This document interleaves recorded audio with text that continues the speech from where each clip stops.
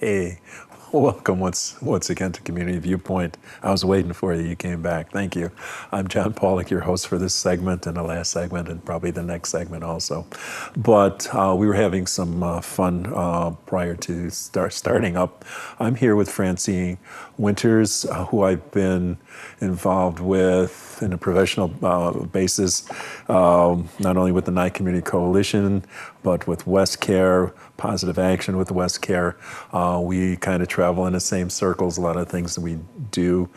So Francie is going to be telling us a little bit about what she does, some of the new programs that she's involved with at the Nye Community Coalition. So I give you Francie, and Francie, what do we have to show the people? Well, this is the perfect time for me to come on the show because you were talking about the upcoming stand down with Linda Wright, and I'm very excited. We have waited for I don't even know how long. One of the things that when I first came back from Connecticut to rejoin the work here in Pahrump was one of my passions was wanting to bring yoga, meditation, mindfulness, those things to the veterans population.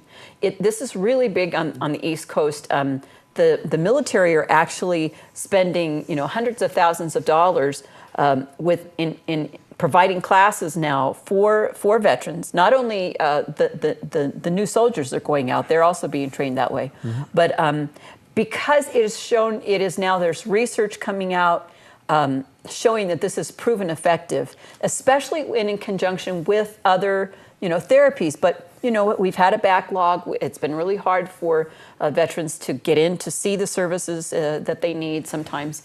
And it isn't always a one-size-fits-all. Not all the time is it cognitive behavioral, a talk, kind of a work-it-out session, totally effective for a veteran who's struggling with post-traumatic stress syndrome. Mm-hmm. And so one of the things they found is that yoga or meditation and mindfulness are more effective. They're very effective in this case. Primarily now we're warned, we're not trying to say that we can cure it. That's a foolish promise and naive one. But what we are able to say categorically is that we can give some skills that will help get you back in touch with your body. Mm-hmm. And help you sleep or rest. And that's huge when you have post-traumatic stress. It's huge. But a lot of now some people might think, oh, it's a yoga program, I can't do that because only skinny, mini people and all that do that. You got to be able to take your leg and wrap it around your head. And that's just not true. There are so many different kinds of yoga, and always have been, that a yoga class can have a great deal of breath work and meditation and very little posing involved.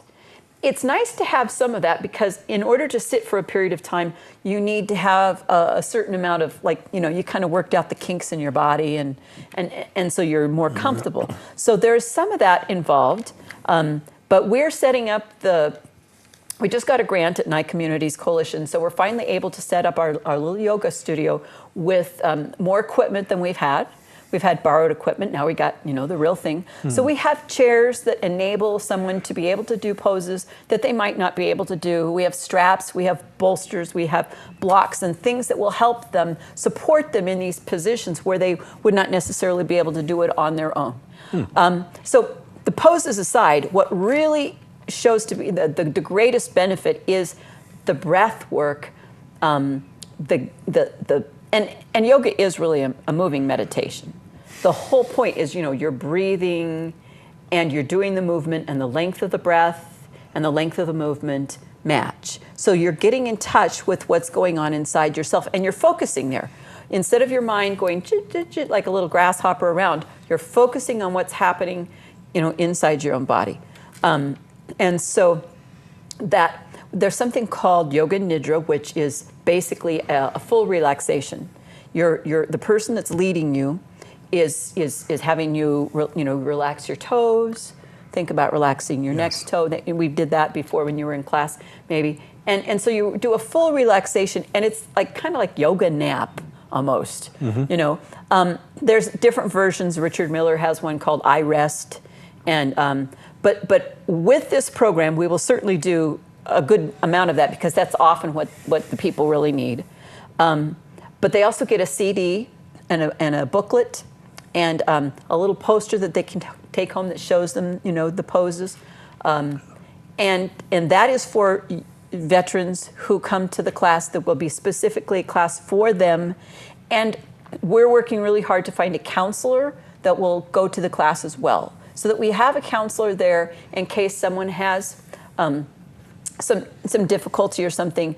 We don't just either, everybody in the class stops and they feel like they're on blast or something, or they feel like they're getting, tossed outside to be by themselves. No, we want a counselor there to be able to take them aside and help them work through whatever it might come up.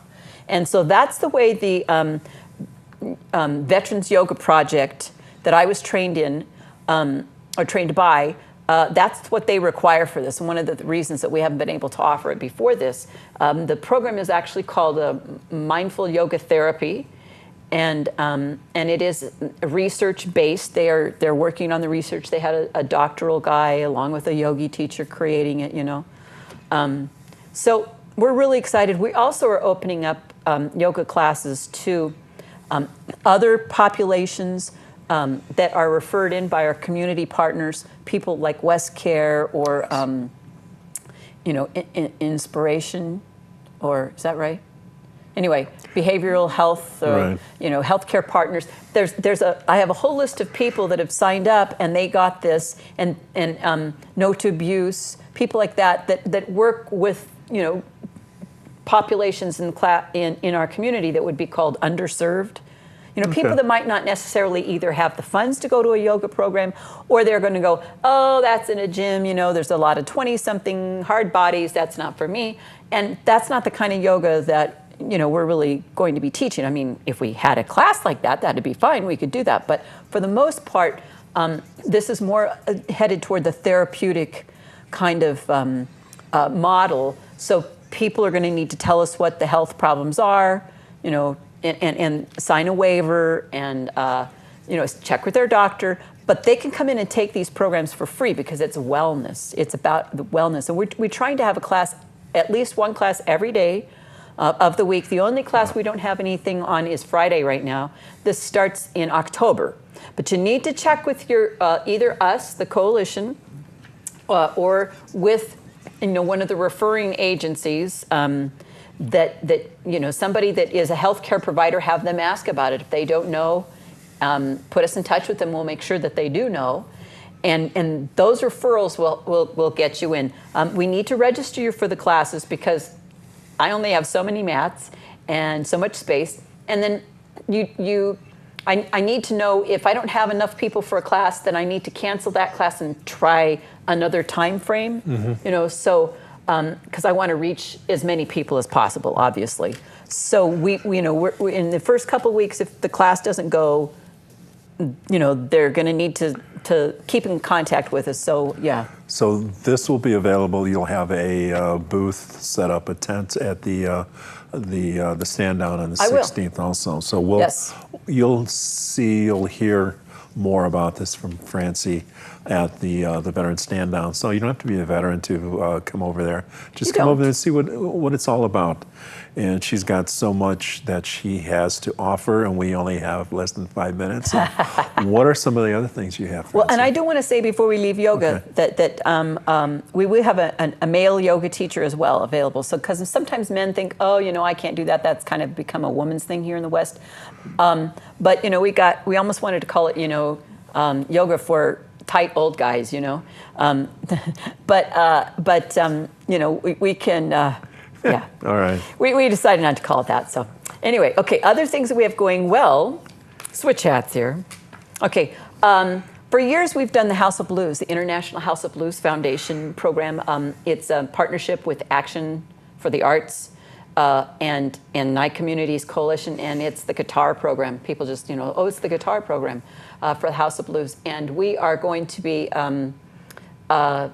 offering that again. It starts October 15th at the Coalition on Wednesdays from 3 to 5. So they'll take a life skills class with us, and then they'll have their guitar class for free. If they go through the whole year, they get to go to the concert recital on stage at Mandalay Bay at the House of Blues. So do you have an instructor then again? We do. We have Bob White again. Yes. Okay. Yep. He's still with us. Son of a Gun's got his own band too. Yeah. Oh, he's awesome. Yeah, Yeah. yeah. And he has so much more to give the kids. You know. And it's just a matter of how fast they will take it in. Yes. There is a mandatory parent orientation that day.